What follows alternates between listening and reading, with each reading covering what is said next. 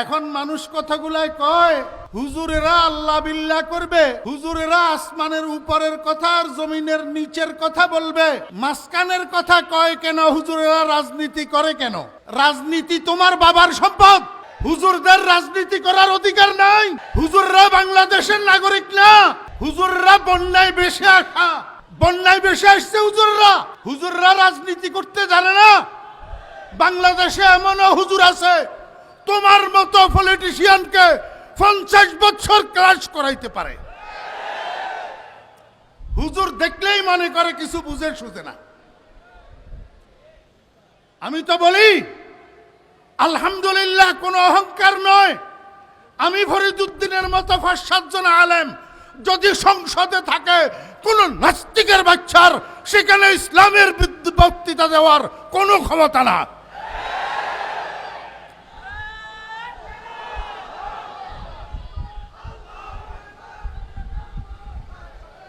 তুমি সংসদে প্রার্থী হইতে পারবে, হুজুর সংসদে প্রার্থী হইতে পারবে না।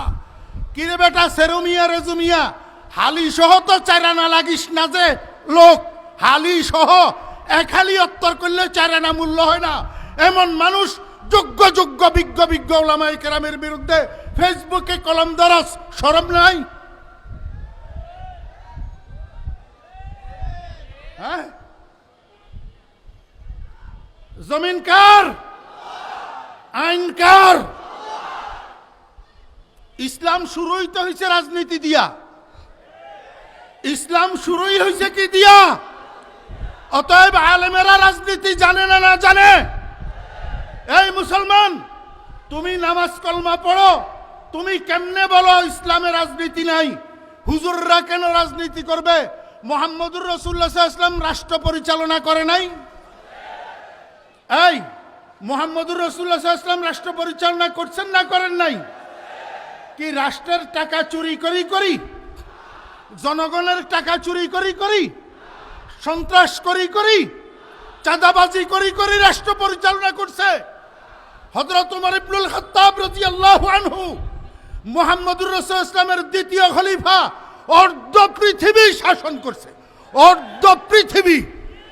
ইহুদি খ্রিস্টানের বাচ্চারা এখনো পর্যন্ত রাষ্ট্র পরিচালনার ক্ষেত্রে হযরত ওমর রাদিয়াল্লাহু আনহুর রাষ্ট্রনীতিকে অনুসরণ করিয়া করিয়া রাষ্ট্র চালা। ইসলামের রাজনীতি আছে না নাই? ইসলামের রাষ্ট্র পরিচালনা আছে না নাই? অতএব উলামায়ে কেরাম, মসজিদের ইমামগণ, মসজিদের খতিবদের সংসদে প্রার্থী হওয়ার যোগ্যতা, অধিকার আছে না নাই? লা ইলাহা লা ওয়ালিয়্যা ইল্লাল্লাহ, আল্লাহ ছাড়া আর কোনো অভিভাবক নাই। আল্লাহই একমাত্র অভিভাবক।